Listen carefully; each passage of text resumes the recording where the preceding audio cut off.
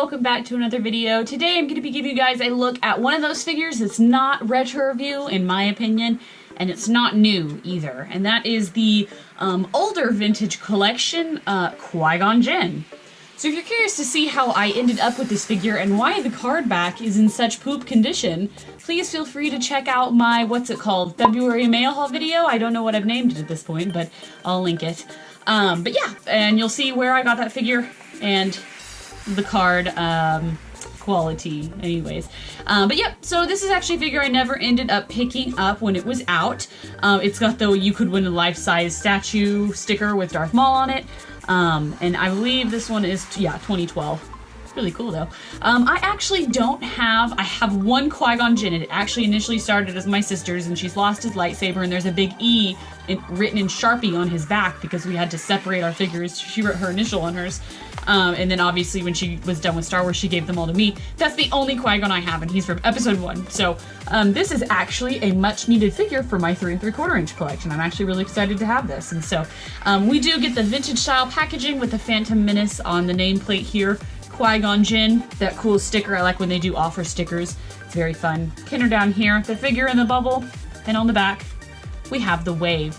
Now the Wave is all episode 1, and there was some pretty good figures in here, I might add. I have a couple of them that I don't know might or might not have been reviewed in the past on my channel. But yeah, really cool. That was a huge wave. And then of course they had some of the ships you could get. It is vintage collection number 75, so that's a continuation. They're still doing vintage collection. Not as, I don't think, much as they did in the past, but they've continued the numbering system, I believe.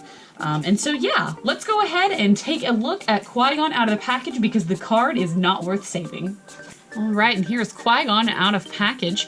Again, still really weird to review these tiny 3 3/4 inch figures after reviewing so many 6 inch. This used to be all I ever reviewed, but it feels weird in my hands. Before we go on to Qui-Gon, he does have an accessory, but I like to show these.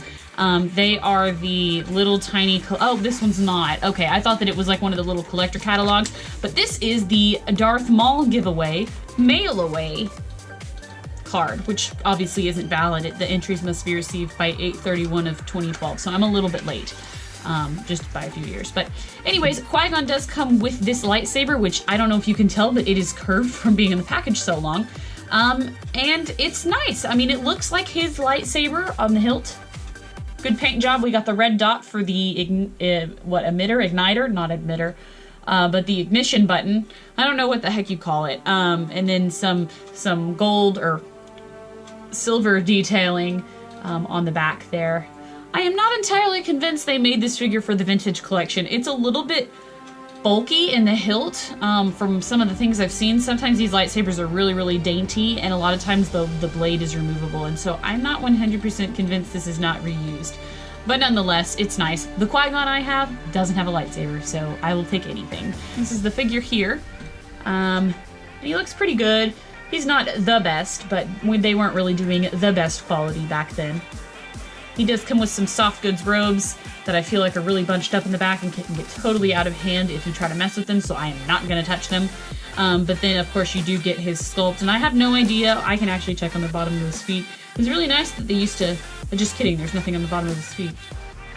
I was about to say, it was really nice when they used to print the date on the figures because you could tell if the body was reused. Yeah, okay, it's on the back flap here, 2008, so this is not a new sculpt for the vintage collection line for Qui-Gon. And it's weird, he comes with bent knees. You could unbend them, of course, but his boots look pretty good. And then his tunic is okay. It's not the most accurate looking in my opinion. He does come with 2 cupped hands, probably so you can display a lightsaber in either hand, but it wouldn't be nice if it came with a force-using hand so you could put him in a more dynamic pose. I do like sometimes that the 3 3/4 inch allows you to hold the lightsaber with 2 hands. It's probably because the joints on the elbows are like cut joints instead of ball joints. That allows them to bend their elbow further because they actually can't bend it straight. There's like just a cut in the arm basically.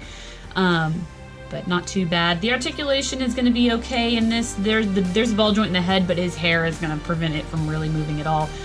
The shoulders are articulated, elbows and wrists do swivel. The upper torso swivels. We have just swivel articulation in the thigh, ball hinge in the knees and ankles. So not too bad. A pretty run-of-the-mill figure for the time period. Again, this wasn't one that I like saw and had to have. It just by fate, again, watch the video. I ended up getting with a lot of figures, but not too bad. Again, one of the driving reasons why I bought that lot was for this figure, which I did plan to open regardless of the card back, because I only have one Qui Gon. So vintage collection, I don't think they've updated him in 3 3/4 inch since, so I'm happy to have him. Let me know what you think, guys, in the comments below of this figure. And as always, stay tuned for more videos. I'll have them coming. Till next time, guys. Bye.